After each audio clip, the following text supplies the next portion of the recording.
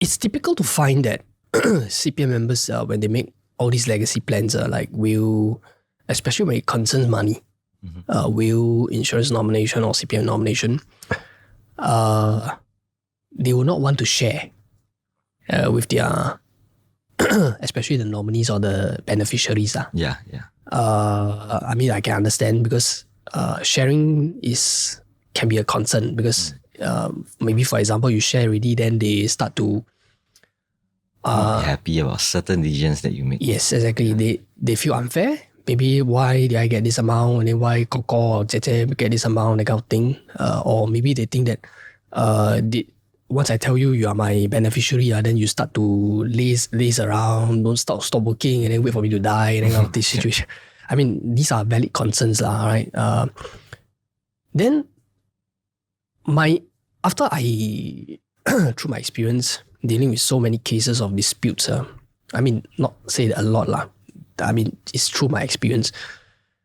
Disputes is usually they don't share these plans with them, with their children. Or why did Koko get this amount? Get 50%, then you get 25%. They don't share these decisions with them. So if you don't share, then they start to wonder, why am I getting 25%? Am I not your son? Yeah. Am I not your daughter? Why am I getting less than Koko or Jie? Right? So they start to doubt. And then if let's say the amount is high, it's a huge amount, and then they get very emotional, they can't get over it, then they start to question, did Papa or Mama, they make the nomination or the will, is it under the right circumstances that they did this? Or is it under any undue influence? Somebody influenced them? So they can't get the answers, then what do? They will start to contest in court. And then it becomes an outcome that nobody wants because you are airing your dirty linen, your family dirty linen in the public. Right? And also, of course, you spend time, spend monies, and the pool of funds get locked up. So my advice or rather my suggestion to all CPF members to consider is when you make all these legacy plans, your will, your insurance nomination, or CPF nominations, think about if the decision that you made in all these plans, it might make someone unhappy. You may want to consider sharing it with them. I leave it to the CPF members to decide because they themselves know their own family dynamics the best. It's not for CPF Board to understand. But they should consider whether they should share it upfront.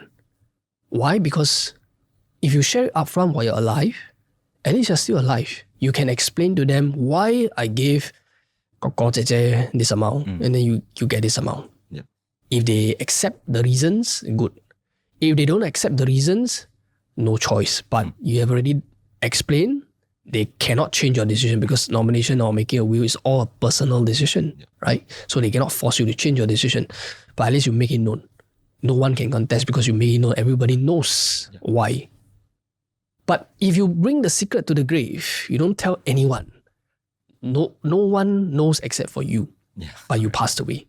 No one can give this answer. So when they start to wonder, then they start to get emotional, and then the money is a huge lot, then they will start to contest in court, then it's a lose-lose situation for everybody.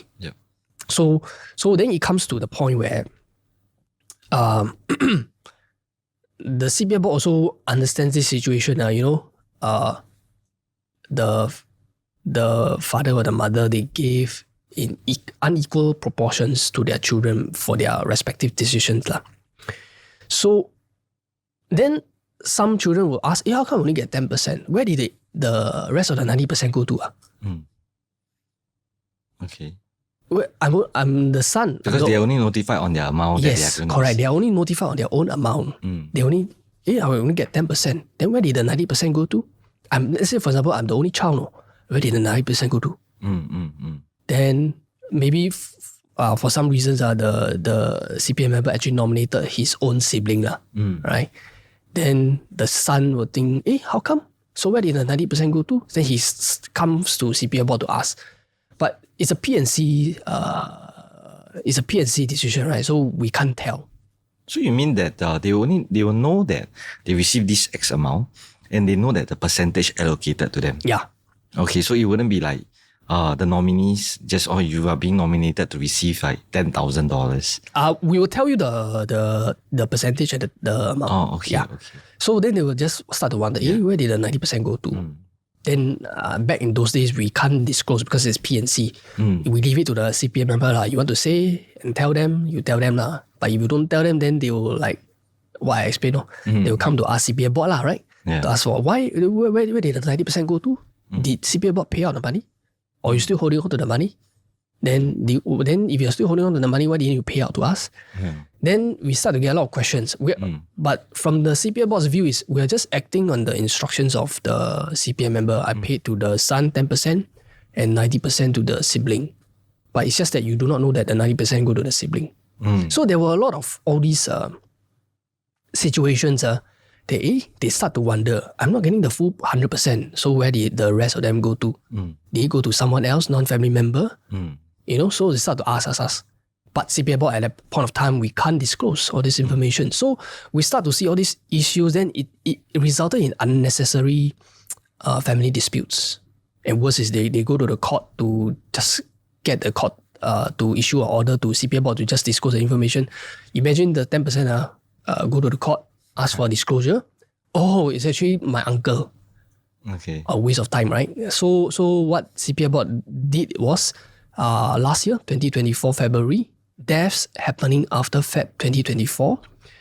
If you are a nominee or if you are eligible family member based on the intestate laws, you can ask for the information so that at least you can find out.